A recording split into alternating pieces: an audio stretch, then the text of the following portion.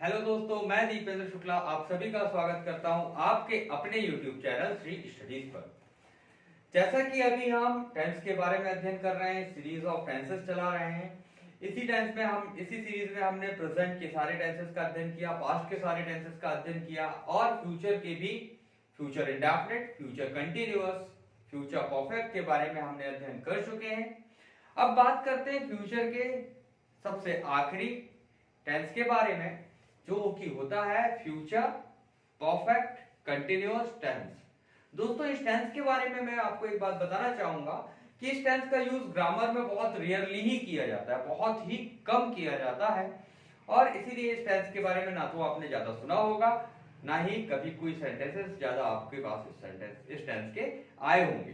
तो चलिए दोस्तों, फिर भी हमें जरूरी है, आवश्यक है कि हमें हर प्रकार का ज्ञान होना जरूरी है। इसीलिए चलिए दोस्तों शुरू करते हैं हम फ्यूचर परफेक्ट कंटिन्यूअस टेंस के बारे में। याद रखिएगा दोस्तों कि यह वीडियो भले ही बहुत कम यूज में आता हो, लेकिन इसको जानना, इसके बारे में ज्ञान रखना बहुत ही ज्यादा आवश्यक है।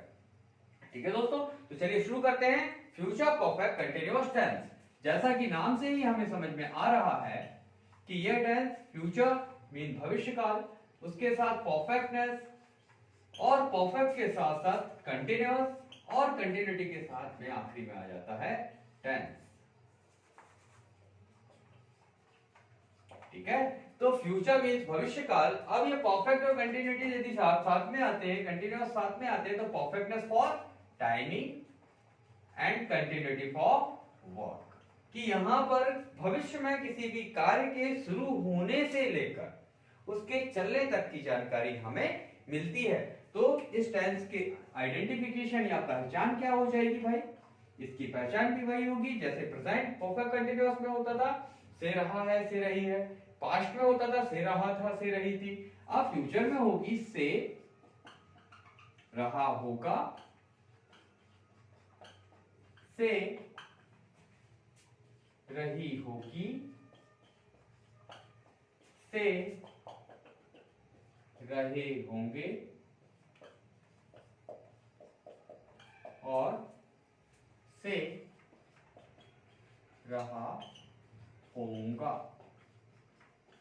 ओके दोस्तों, तो इस प्रकार यदि किसी भी वाक्य के अंत में से रहा होगा, जैसे मैं 20 मिनटों से अंग्रेजी पढ़ा रहा होऊंगा, वह 5 दिन से बस चला रहा होगा, तुम पिछले 3 दिनों से आम खा रहे होंगे।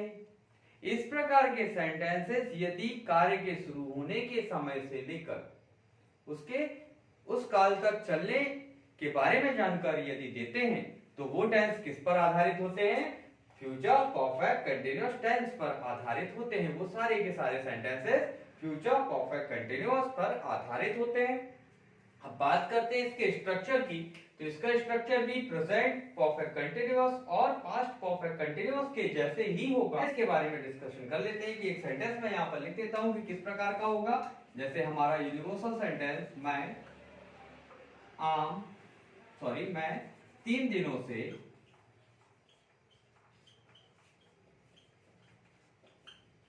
आम खा रहा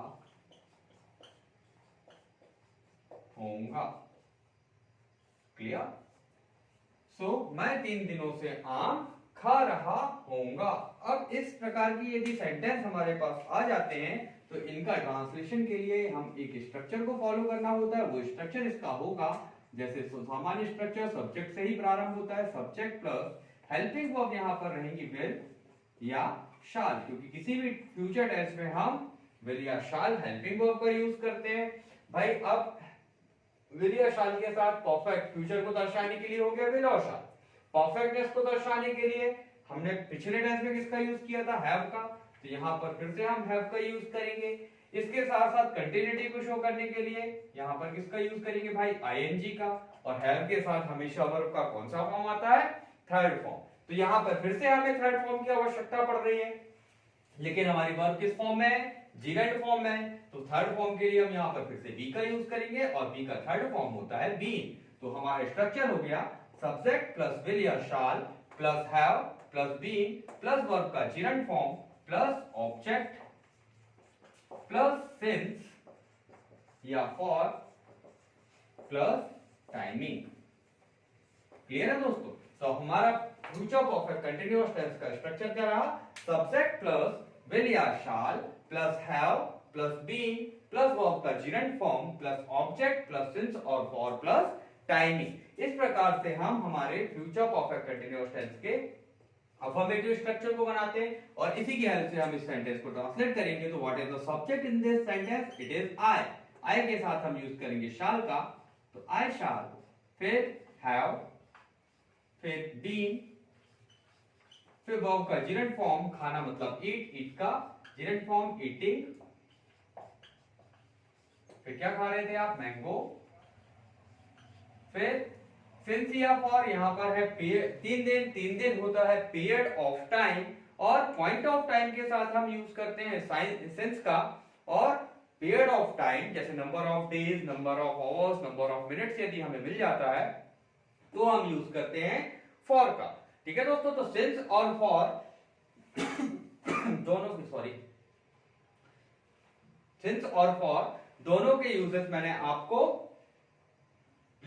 एक प्रीवियस वीडियो जो कि प्रेजेंट परफेक्ट कंटीन्यूअस टेंस का मैंने बनाया था उसमें बहुत डिटेल में मैंने आपको सिंस और फॉर के यूजेस के बारे में जानकारी दे दी है। तो यदि आपने वो वीडियो नहीं देखा है तो प्लीज उस वीडियो को देखिए, उसमें सिंस और फॉर से रिलेटेड सारी इंफॉर्मेशन आपको मिल जाएगी और आपके सिंस और फॉर से रिलेटेड सारे डाउट्स जो है वो भी क्लियर हो जाएंगे।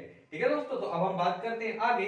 In short we can say कि since is used for point, since किसके साथ यूज किया जाता है? पॉइंट ऑफ टाइम के साथ, whereas for is used with period of time।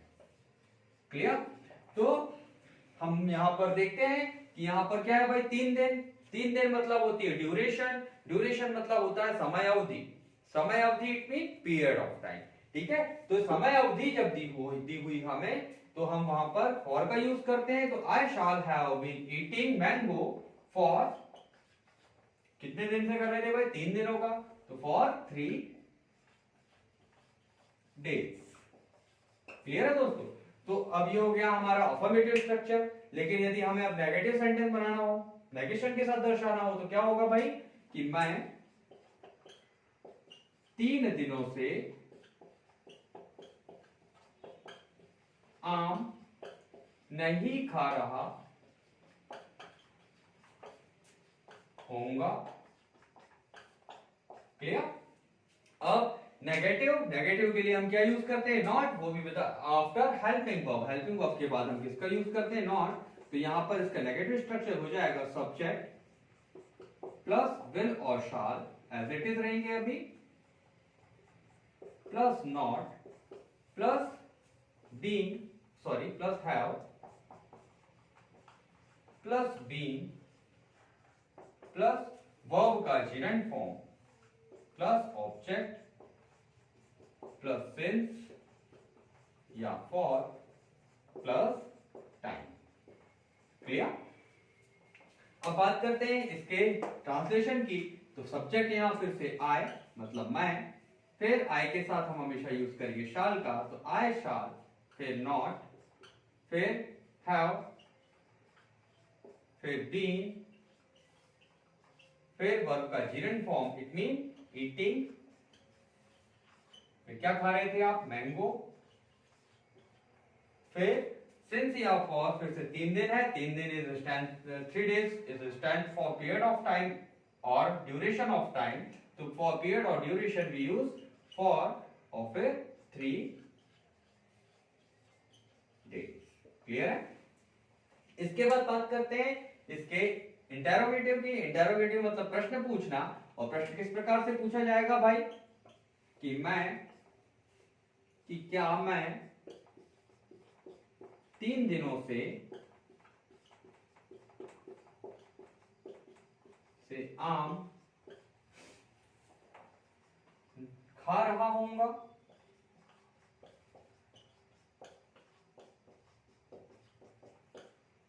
Last में आ जाएगा क्वेश्चन मार्क। तो अब इंटेरोगेटिव स्ट्रक्चर इसका किस प्रकार से बनेगा भाई? Interrogative sentence is always start with helping verb, so will या shall plus subject plus have plus been plus verb का gerund form plus object plus since और फॉर प्लस टाइमिंग। क्लियर है? और लास्ट में आ जाएगा क्वेश्चन मार्क। डन। सो अब बात करते हैं इसके ट्रांसलेशन की। सो सब्जेक्ट एज ऑलवेज, जैसे हम जितने दिनों से आम वाले सेंटेंसेस बना रहे हैं वहां पर होता है मैं को कहा जाता है आई, तो आई के साथ हम यूज करेंगे शाल का, तो शाल आई, फिर हैव, फिर बीन, फिर वर्ब का gerund फॉर्म ईट का gerund फॉर्म होगा ईटिंग, फिर क्या खा रहे थे आप? आम बीन होता है मैंगो, फिर पॉइंट ऑफ टाइम और period of time 3 days is stand for duration or period of time. So shall I have been eating mango for 3 days. और लास्ट में क्वेश्चन मार्क लगाना ना भूलिएगा दोस्तों। ठीक है दोस्तों, तो ये हो गए हमारे अफर्मेटिव, नेगेटिव और इंटेरोगेटिव। और एक last but not the least fourth प्रकार का स्ट्रक्चर हम और यूज करते हैं, जो कि होता है इंटेरोगेटिव नेगेटिव। इट मीन प्रश्न के साथ साथ हमें क्या पूछना है? नकारात्मक भाव को भी दर्शाना है। तो इसका सेंटेंस हो जाएगा, क्या मैं 3 दिनों से आम नहीं खा रहा हूंगा।